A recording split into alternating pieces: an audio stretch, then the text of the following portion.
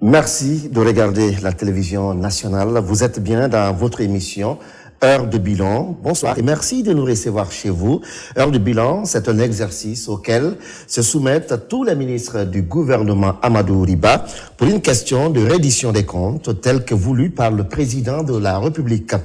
Pour ce numéro et pour votre bonheur, nous recevons le ministre de la Jeunesse, Monsieur Mamadou Selou Baldé. Monsieur le ministre, bonsoir et merci d'être sur ce plateau. Bonsoir, merci beaucoup, c'est un plaisir d'être là. Avec lui, il sera question, comme je vous le disais, de nous présenter les actions majeures de son département, les impacts, les défis, mais aussi les perspectives selon sa feuille de route. Et pour co-animer cette émission, j'ai à ma droite Ousmane Telibari. Monsieur Bari, bonsoir.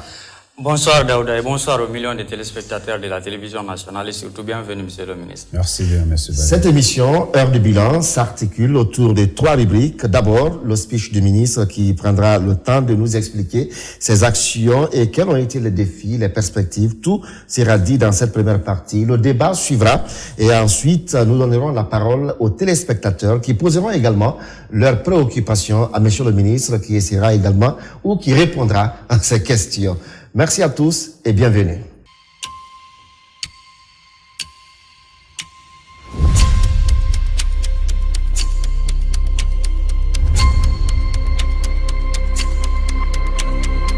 Heure du bilan, Monsieur le ministre, comme il vous a été débriefé, vous avez la parole pour dire au peuple de Guinée, et l'État étant une continuité, on sait que vous êtes arrivé, vous avez pris le train en marche, mais vous avez trouvé les rapports. Dites-nous en cette année 2025, quelles ont été les actions majeures de votre département, les impacts que tout cela a eu sur votre public cible et les perspectives. Merci bien, merci Monsieur Camara, merci Monsieur Bari. C'est un plaisir d'être là, comme vous venez de le dire. Gouverner, c'est aussi rendre compte, la reddition des comptes. Et le bilan, c'est les moyens mis à disposition en relation avec les actions et les activités menées. Je voudrais commencer cette émission par exprimer d'abord ma gratitude à celui-là qui m'a fait confiance, l'homme du 5 septembre 2021, Monsieur Mamadi Doumbouya, de m'avoir nommé comme ministre en charge de la jeunesse, pendant qu'on sait que cette jeunesse fait la majorité de la population guinéenne, 77,3%. Également remercier le Premier ministre chef du gouvernement de m'avoir proposé pour ma nomination à ce poste. Et donc, merci beaucoup. Avant de parler un peu des actions et des activités qu'on a menées, vous me permettrez de présenter un peu le ministère de la Jeunesse. Le ministère de la Jeunesse a pour mission l'élaboration, la conception, la mise en œuvre de la politique de gouvernement en matière de jeunesse, la promotion de l'emploi, de l'auto-emploi, de l'insertion socio-professionnelle, économique des jeunes et d'en assurer le suivi. Le personnel est composé d'environ 978 fonctionnaires, dont 412 femmes. Vous savez qu'avant le 29 juillet, c'était le ministère de la Jeunesse et des Sports. Et donc, depuis le 29 juillet, le ministère a été scindé en deux. Et donc, aujourd'hui, la jeunesse est en train de respirer, parce que quand c'est sport et jeunesse, et comme nous savons tous que les jeunes aiment le football, aiment le volley et le handball, et donc c'est beaucoup plus le football qui est vu, et c'est beaucoup plus la pression au niveau du sport qui ressort. Donc aujourd'hui, la jeunesse est en train de respirer. Et donc le ministère de la Jeunesse, pour un crédit budgétaire à loi de finances rectificative chiffré à un montant de 588 milliards 594 millions 117 076 francs, répartis en 2 volets. Le premier, ce sont les dépenses de fonctionnement à hauteur de 326 milliards 829 millions 1711. Nous pouvons retenir que ces dépenses servent au traitement de salaire, le bon fonctionnement des services au niveau central et déconcentré et l'amélioration du cadre de vie. Le second volet, ce sont les dépenses en capital, 261 milliards 765 millions 115 365 francs. Ce sont des dépenses d'investissement à long terme. Et à ce titre, le ministère a réalisé beaucoup d'infrastructures de jeunesse, tant à Conakry qu'à l'intérieur du pays. Donc il y a le volet fonctionnement et il y a le volet investissement. Et donc à ce niveau, comme je le disais, assez d'infrastructures ont été réalisées. Donc, en plus du budget national, quand on prend les défis auxquels sont confrontés les jeunes, la problématique de la jeunesse sur le plan national, africain et international, avec la migration aujourd'hui, il y a que beaucoup de partenaires essayent d'apporter un appui en amont au niveau des pays de départ pour pouvoir contenir les jeunes en leur offrant des opportunités d'emploi au niveau de leur pays. Donc nous avons bénéficié des appuis du PNUD, de l'UNFPA, de la FAO, du PBF, de l'ENABEL, de l'OIM, de l'UNICEF, de la BAD, de RISAL et de beaucoup d'autres partenaires parce que la liste n'est pas exhaustive. Donc, conformément à la mission qui m'a été assignée, il y a 3 objectifs stratégiques. Le premier, c'est la gouvernance institutionnelle et la régulation du secteur de la jeunesse. Et le second, c'est le développement des infrastructures socio-éducatives. Le troisième, c'est l'inclusion sociale, l'autonomisation des jeunes, la promotion des valeurs républicaines. Vous comprendrez aisément qu'il y a une logique, il y a une cohérence entre ces objectifs stratégiques. Parce que quand on parle de la gouvernance institutionnelle, la régulation des secteurs de la jeunesse, il faut créer le cadre. Créer le cadre, c'est réaliser des infrastructures, réaliser des foyers de jeunes au niveau de nos villages, des maisons de jeunes, réaliser des centres d'émergence. Ce sont des méga infrastructures qui aujourd'hui prennent en compte une dimension importante dans l'insertion socio-professionnelle des jeunes et la création des opportunités d'emploi. Au niveau de l'objectif stratégique 1, il y a eu la création de l'Office national des loisirs. Vous avez vu la plage Kamaïn, vous avez vu le parc urbain, vous avez vu les perspectives par rapport à l'aménagement de la GT.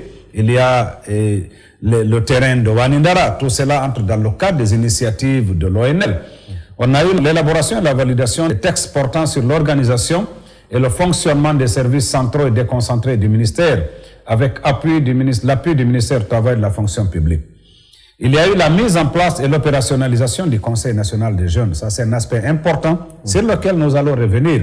C'est un défi que le CNRD a relevé. Depuis 2007, les jeunes se sont battus pour mettre en place une fêtière, comme il y en avait dans beaucoup de pays africains et internationaux. La Guinée n'était pas parvenue. C'était politisé. Il y avait la bataille rangée. Et donc, c'est à l'arrivée du CNRD, et en 2023, que nous avons eu la mise en place des premiers bureaux du Conseil national des jeunes de Guinée. Et aujourd'hui, vous avez 410 bureaux sur l'étendue du territoire national avec plus de 3690 élus. Ça, c'est un défi important relevé par le CNRD. L'élaboration et la validation de la politique nationale de la jeunesse. Il y avait eu des politiques avant, il y a eu une lettre de politique de jeunesse qui a pris fin il y a quelques années et donc elle était obsolète. Et nous avons travaillé avec les partenaires pour doter la jeunesse d'une vision stratégique de 10 ans, 2025-2035. Aujourd'hui, nous avons un document de référence qui permet aux acteurs nationaux, mais également aux partenaires, de s'inscrire pour pouvoir apporter leur accompagnement. L'élaboration également et la vulgarisation de la loi sur la politique du volontariat jeune. Donc, vous avez l'un de nos EPA, c'est l'Agence nationale du volontariat jeune. À ce niveau également, il y avait un vide juridique. Vous savez, le volontariat, c'est depuis les temps immémoriaux, même le fait de s'entraider entre nous. Mais il n'y avait pas un cadre légal qui encadrait cela. Donc aujourd'hui, on a une loi et on a une politique qui est en train d'être vulgarisée. Il y a également la stratégie nationale pour la promotion de l'emploi et de l'auto-emploi qui est portée par la Direction nationale de l'emploi et de l'auto-emploi qu'on appelle la DNEJ au niveau du ministère. Il y a eu la stratégie nationale des approches avec intensité de main-d'œuvre, ça c'est l'AGETIP, qui aujourd'hui est une machine importante, un instrument important pour la création des emplois temporaires pour les jeunes dans notre pays. Il y a eu la mise en place d'un cadre de concertation pour la promotion des jeunes. Il y a juste une semaine qu'on était avec tous les partenaires pour évaluer les premières recommandations qui avaient été faites, réalisées à plus de 98%, et nous nous sommes également projetés pour l'année 2026. Il y a la mise en place du Conseil national de concertation sur l'emploi des jeunes, et légalement, ce conseil est un organe consultatif à l'image du CNJ pour le ministère de la Jeunesse. Au niveau de l'objectif stratégique 2, c'est le développement des infrastructures socio-éducatives. Et donc, laissez-moi vous dire que moi, j'étais parlementaire, j'étais député à l'Assemblée nationale, mais aujourd'hui, il faut féliciter le président Mamadi Doumbouya. Il faut féliciter la gouvernance du CNRD, parce que le président a placé la jeunesse au cœur de sa vision stratégique. Et donc, il a suivi... Il y a eu des actions qu'on a appelées les initiatives ou les priorités présidentielles. Et le centre d'émergence de Bambeto, Koza et de Sangoya se situe à ce niveau. La jeunesse, soit on s'occupe d'elle, ou elle s'occupe de nous. Et aujourd'hui, je pense que vous êtes quand même en train de constater qu'on s'occupe de la jeunesse. pour ne pas qu'elle s'occupe de nous d'une autre manière.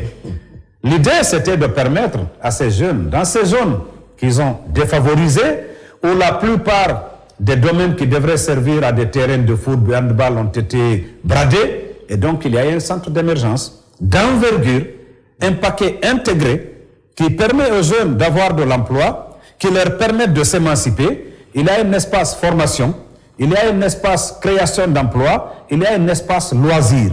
Vous avez plus de 25 boutiques, parfois 30 boutiques, qui doivent abriter des jeunes entrepreneurs. Vous avez des start-up, vous avez des centres pour la formation en informatique, vous avez un hall omnisport, vous avez des terrains de tennis, de bundes, vous avez des terrains de basketball, et vous avez même un espace pour la petite enfance, un restaurant moderne de plus de 150 places, et un lavage moderne des cafétérias. Et donc ça, c'est une première. C'est une innovation à mettre à l'actif du CNRD et de son président. Nous en avons deux au niveau de Conakry. Il y en a celui de Sangoya, il y a près de 90%, celui de Bambeto à près de 70%. Et on a eu l'idée d'étendre, parce que ce qu'on avait avant dans les préfectures à l'intérieur, c'est les permanences du parti hérité de la Révolution. Vous avez une grande salle, vous avez ici une tribune pour des meetings. Aujourd'hui, ce qu'on a envie de faire, c'est d'avoir des maisons, des foyers de jeunes, des centres d'émergence qui prennent en compte la dimension formation, la dimension insertion, la dimension création d'emplois et la dimension émancipation, loisir pour les jeunes. Et donc on a démarré deux autres, c'est à Kankan et à Labé. Les bâtis sont sortis de terre. Et nous avons, comme je le disais, le parc de loisirs sur la place Kamaïn. Nous avons la construction et l'équipement, l'opérationnalisation de 2 maisons de jeunes à Sonfonia et à Bellevue. Nous avons également la construction de 5 maisons de jeunes dans les préfectures de Kérouané, Mali, Guéguédou, Lola.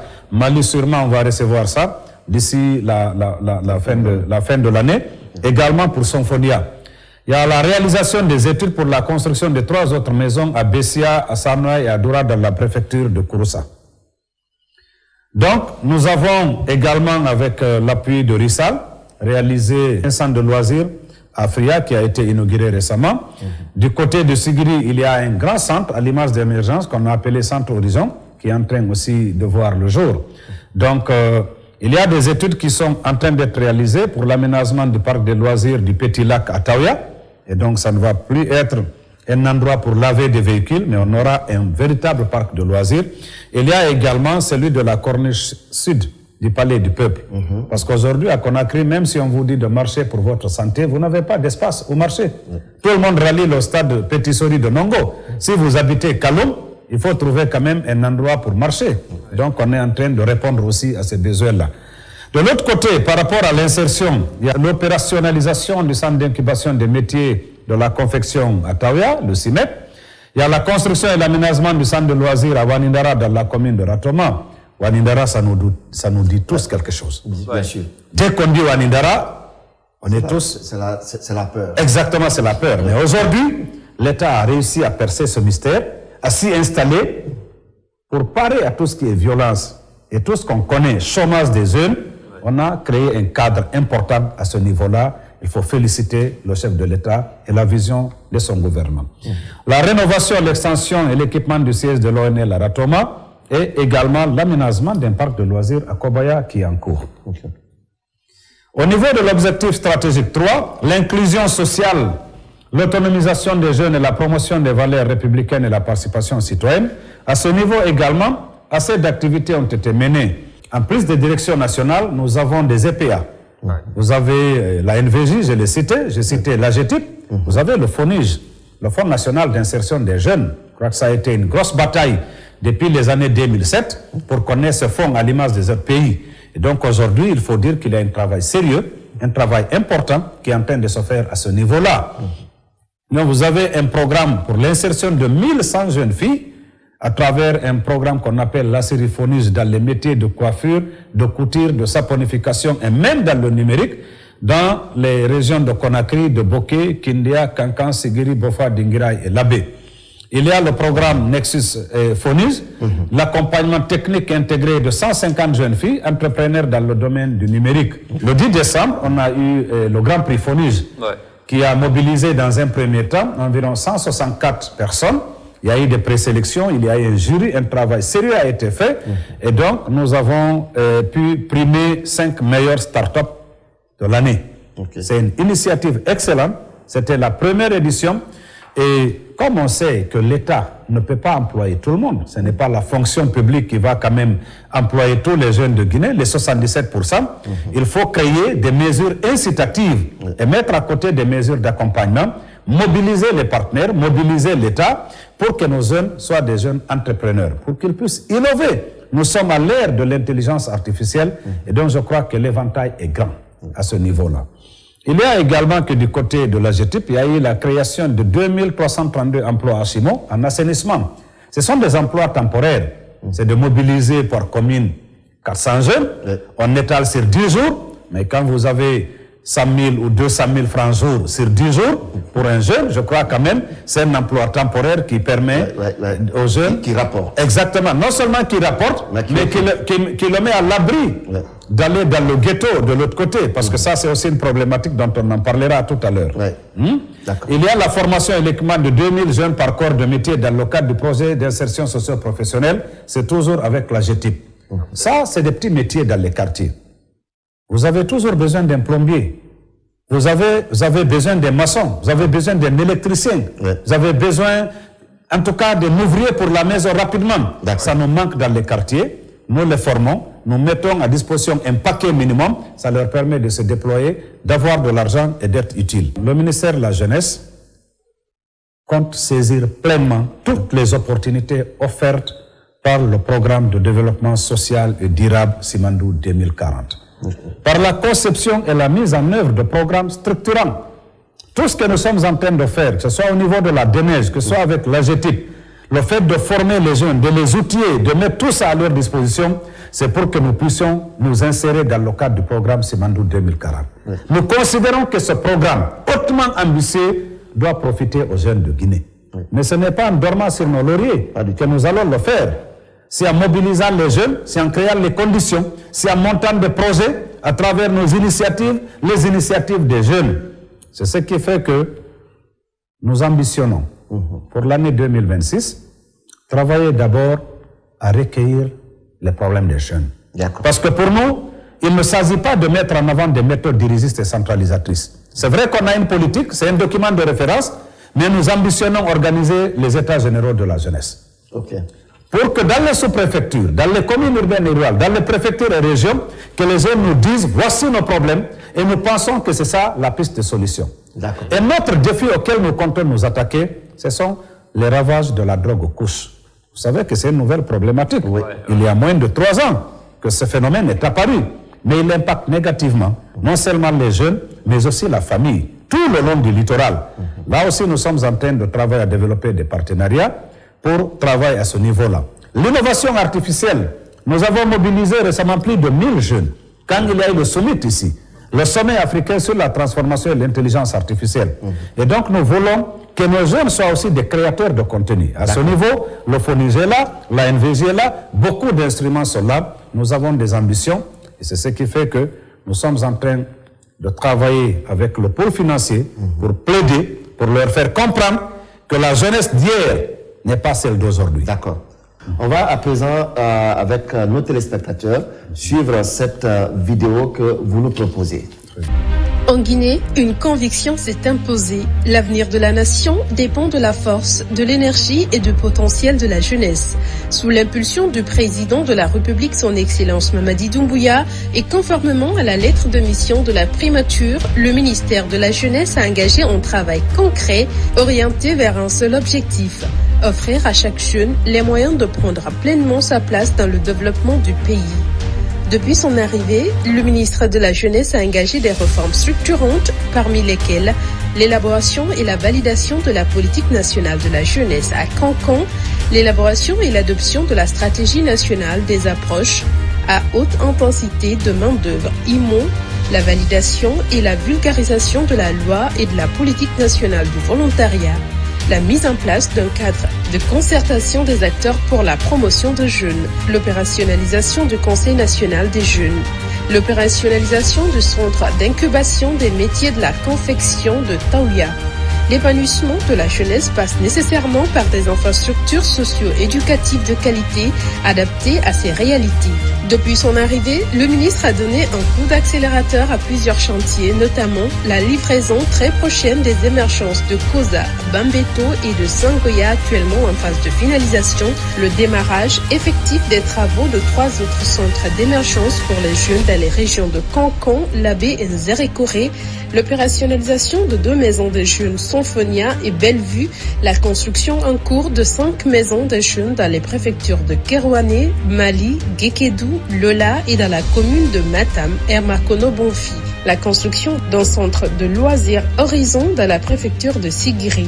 À travers des projets structurants, l'insertion socio-économique des jeunes demeure une priorité pour le ministère de la Jeunesse, notamment via l'insertion de 1100 jeunes filles dans les métiers de la couture, de la coiffure, de la saponification et du numérique grâce au projet La Sériphonie.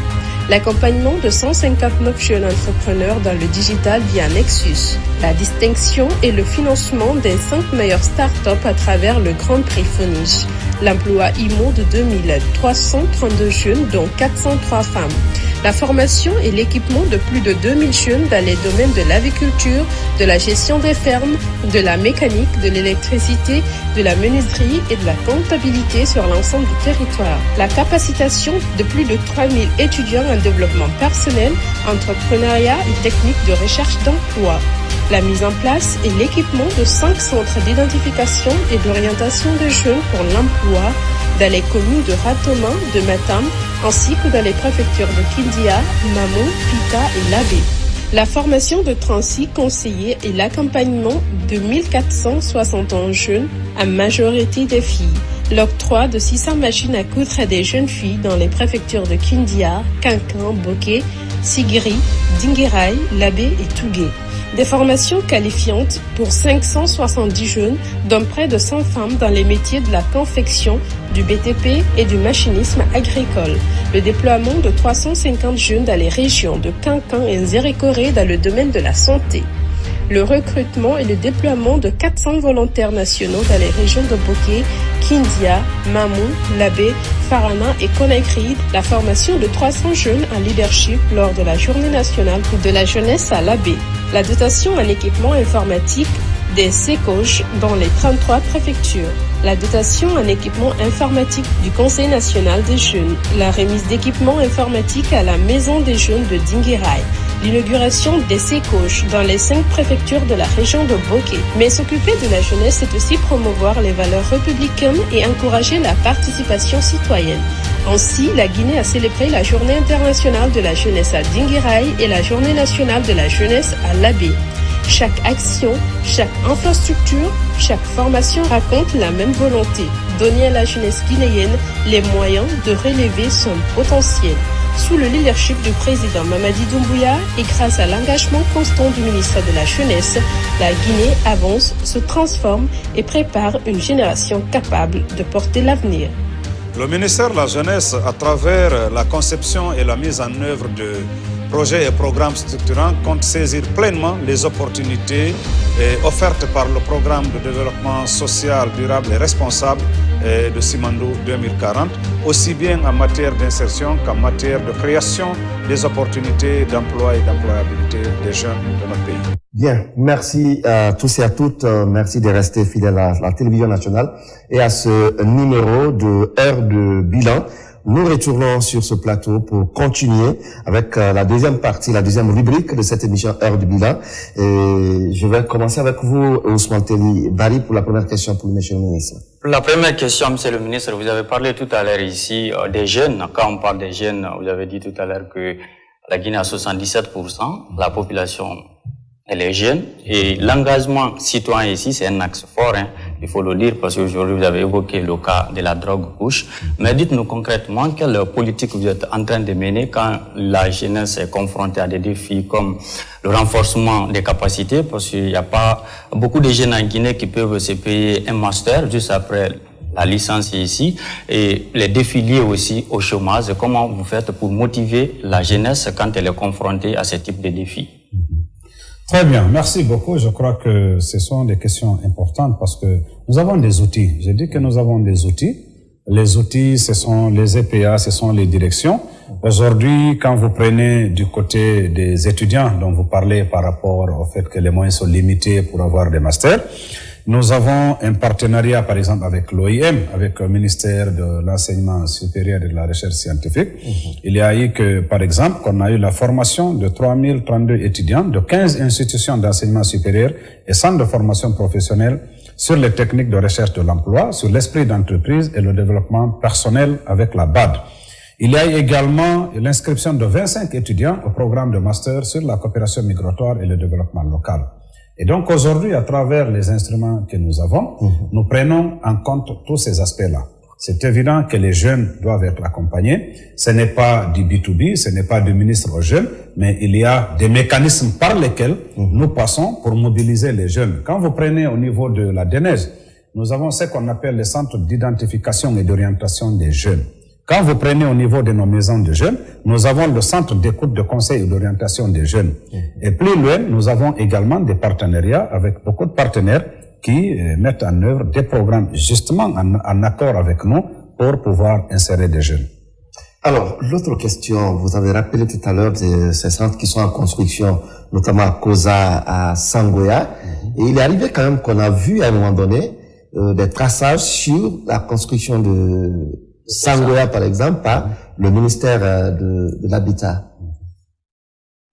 Oui, en fait, il y a eu un moment qu'on a eu des problèmes. Vous savez, normalement, quand on doit réaliser une infrastructure, tous les départements de l'habitat, les postes de télécommunications et le ministère des travaux publics doivent se mobiliser. Parce qu'il y a parfois que des fibres, la fibre passe, il y a que des fils électriques passent et tout ça, mais ce sont des travaux qui ont été menés. À un moment donné, on avait un problème également par rapport à l'eau qui venait, on faisait tomber le mur, mais ce sont des questions aujourd'hui qui sont derrière nous. Il y a juste des avenants pour reconstruire ce mur-là, mais Sangoya peut être livré dans les meilleurs délais. Dans les meilleurs délais. Concernant ces infrastructures, Monsieur le ministre, aujourd'hui, il y a pas mal d'infrastructures pour les jeunes, mais est-ce que vous avez une politique pour s'assurer ici que ces infrastructures deviennent des lieux de formation, des lieux d'engagement, des lieux d'épanouissement de la jeunesse, pour ne pas que ce soit seulement des bâtiments construits qui sont là. Derrière, on voit c'est un beau bâtiment, mais à l'intérieur, il n'y a pas de politique concrète pour les jeunes. Justement, c'est le constat qu'on a fait. En fait, quand on dit qu'il y avait pas mal d'infrastructures, mais c'était pas des infrastructures adaptées. Vous savez que la problématique, elle évolue. Il y a quelques années, on n'était pas dans le numérique, on n'était pas dans le digital. Il y avait, comme je l'ai dit, il y avait des maisons de jeunes. Vous avez une grande salle, vous avez une petite tribune ici, c'était pour les mamayas, c'était les permanences du parti au temps de la Révolution.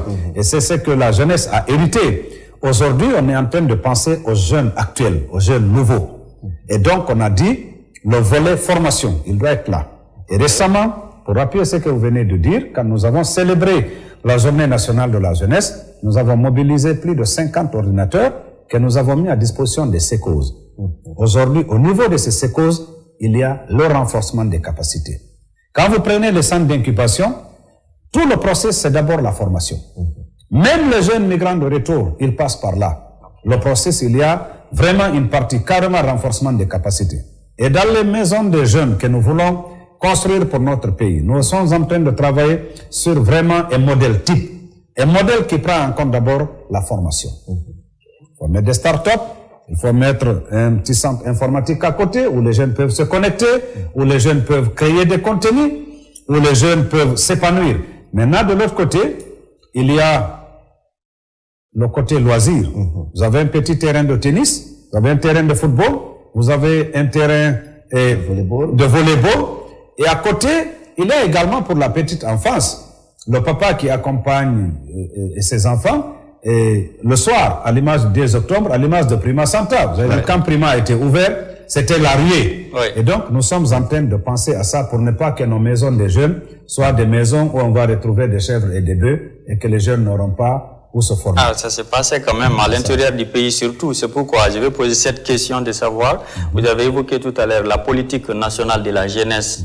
sur 10 ans, 2025-2035, est-ce que vous avez mis des mécanismes en place pour pouvoir appliquer cette politique dans le concret, pour ne pas que ce soit seulement des textes ici, notamment dans les zones rurales, à l'intérieur du pays, par exemple? Nous sommes partis d'un constat. Vous savez, les émergences, nous les avons héritées. Ce n'est pas mon initiative à moi, nous les avons héritées. Ce sont des bonnes initiatives portées par le président lui-même. Le président a séjourné en Occident, donc il connaît un peu comment les choses se passent là-bas. Des ministres étaient là qui ont aussi séjourné là-bas, donc aussi dans d'autres pays africains. Et donc aujourd'hui, pour répondre d'abord à M. Barry, dans la politique nationale de la jeunesse, il y a des axes. Et dans ces axes, le dernier cadre de concertation qu'on a eu, c'est que les partenaires puissent prendre ce document comme étant le document de référence pour toutes les interventions en matière de jeunesse que nous allons avoir. Ceux-là qui veulent faire de l'insertion, c'est par rapport à ce document de référence. Il y a les axes. Ceux-là qui veulent créer des opportunités d'emploi pour les jeunes, c'est pareil.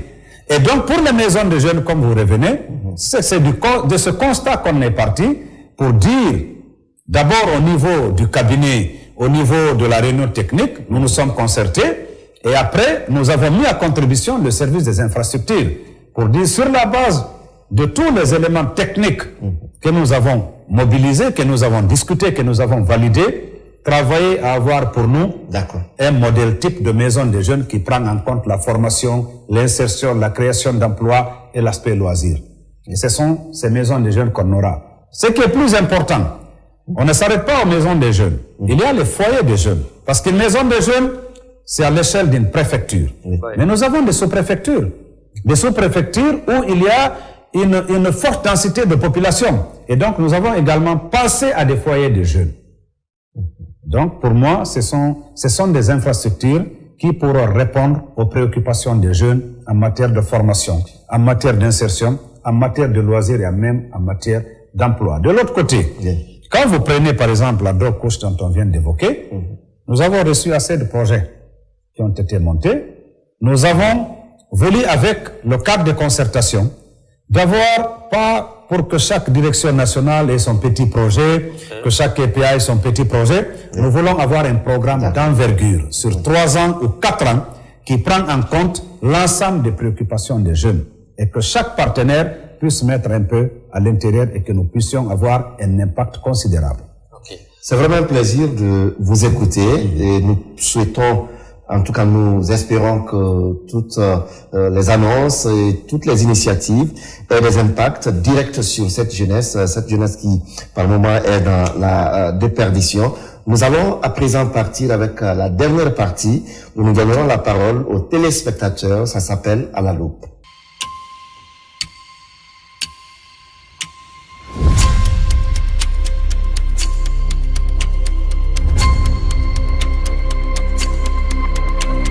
Bien, retour sur ce plateau. Monsieur le ministre, à présent, nous allons donner la parole à des téléspectateurs qui ont des préoccupations, qui nous font parvenir.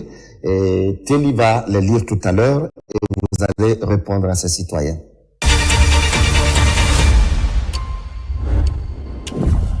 Amadou Antoine Oulare, qui réside à Symphonia, il dit, que pensez-vous de la campagne de sensibilisation du civisme, de la discipline, le patriotisme et le volontariat?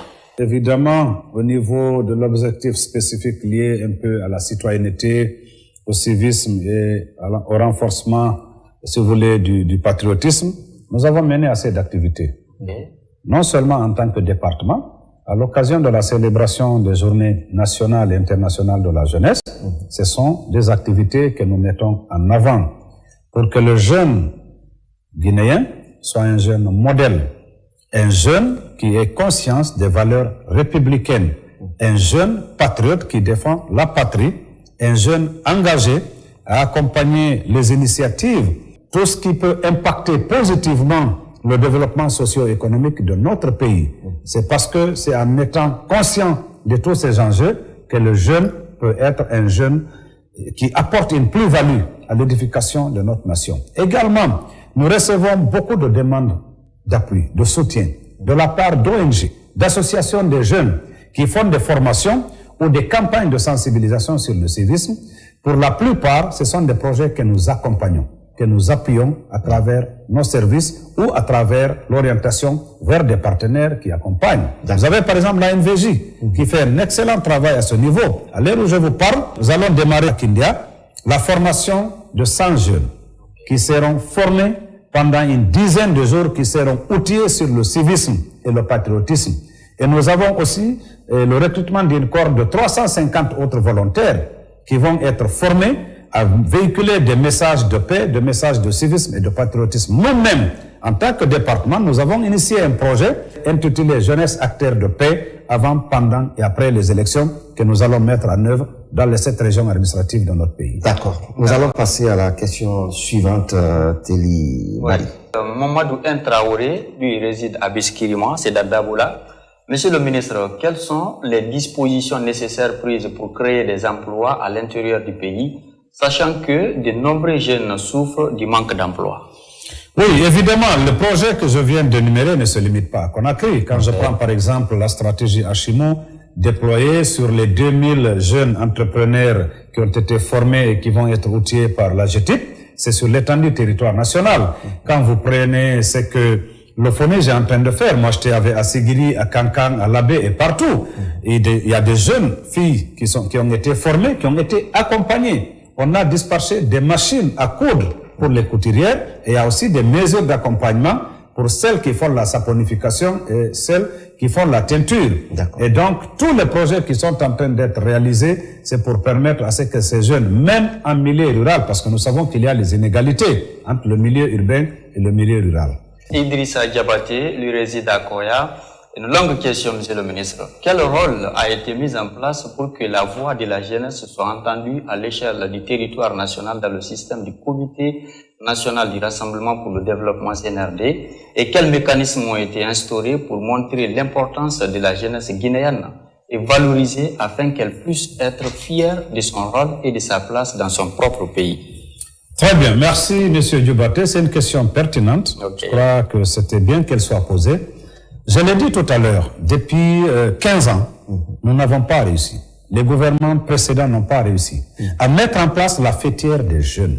Alors que pour certaines participations, pour mobiliser certains financements à l'échelle internationale, tous les pays doivent se doter d'une fêtière de jeunes. Il a fallu l'arrivée du CNRD en 2023 pour mettre en place le premier Conseil national des jeunes de Guinée. Pour valoriser les jeunes, ma première participation à l'Assemblée générale des Nations Unies, la 81e section, j'étais avec le président du Conseil national des jeunes de Guinée, qui a pris part activement aux travaux. Représenter à ce niveau, la jeunesse guinéenne est valorisée. Deuxièmement, aujourd'hui, nous sommes en train de travailler pour la construction d'un siège pour le Conseil national des jeunes de Guinée. Nous sommes en train de travailler à nous rapprocher du président de la République pour qu'un décret de reconnaissance, conformément à ce qui est dit dans le décret portant attribution et fonctionnement du ministère de la Jeunesse, qu'un décret de reconnaissance soit pris pour reconnaître officiellement le Conseil national des jeunes de Guinée. À l'occasion du sommet pour la transformation technologique, nous avons mobilisé 1000 jeunes de Conakry et de l'intérieur pour qu'ils soient non seulement édifiés sur le programme Simandou 2040, mais qu'ils puissent aussi, à l'instar des autres Africains, participer à ce grand sommet. Aujourd'hui, avec le CNJ, toutes les activités que nous menons, ils sont avant, ils sont après, ils sont au milieu. Pour nous, les jeunes ne sont pas que des bénéficiaires. Ils sont acteurs. Ils doivent être à la conception, à la mise en œuvre et au suivi, évaluation de tout projet et programme qui doit impacter les jeunes. Et pour terminer, il y a juste des semaines qu'on a mobilisé un lot important d'ordinateurs. Parce que qui dit innovation, intelligence artificielle, qui dit création de contenu, dit outils informatiques. Donc 50 ordinateurs mis à la disposition du Conseil national des jeunes de Guinée. Bien, avoir un jeune face à un ministre de la jeunesse. Monsieur le ministre, il ne nous reste plus qu'à vous dire merci et vous écouter pour votre mot de la fin. Merci, Monsieur Camara. Merci, Monsieur Bari. Je crois que c'est un exercice important. C'est ma première fois de le faire. Mais c'est un exercice pertinent pour nous-mêmes en tant que ministres, mais également pour les populations et pour lesquelles nous travaillons. Et je dis que nous avons des ambitions fortes. Selon la vision du président Mamadi Doumbouya, la jeunesse de Guinée a fait de profondes mutations. J'ai été député, je sais ce qui étaient les allocations il y a 6 ans, 7 ans, ce qu'on disait du ministère de la Jeunesse. Tout le monde estime que c'est le parent pauvre qui ne mérite même pas d'être fréquenté. Mais aujourd'hui, le président a rehaussé cette image. Quand vous prenez ces infrastructures dont je vous parle, ce sont des infrastructures financées à hauteur de plusieurs milliards. Donc nous demandons à nos frères, à nos amis du pôle financier de penser davantage à la jeunesse. Pour 2026, nous avons des ambitions fortes. Nous voulons au moins avoir 10 maisons de jeunes dans 10 préfectures de la Guinée. Avoir 10 foyers de jeunes. Achever les émergences qu'on a commencées pour les régions déjà dotées, mais faire en sorte que toutes les régions administratives de notre pays soient dotées en centres d'émergence, sans oublier les projets pour la lutte contre la couche, les états généraux de la jeunesse et tous les programmes que nous avons déjà pour pouvoir impacter les jeunes, créer de l'emploi, les insérer et réduire fondamentalement le chômage de cette couche importante de la population guinéenne. Monsieur le ministre, merci. C'est à moi de vous remercier. Ousmane Telli Bari, merci pour la co-animation. Merci à la mobilisation de tout le cabinet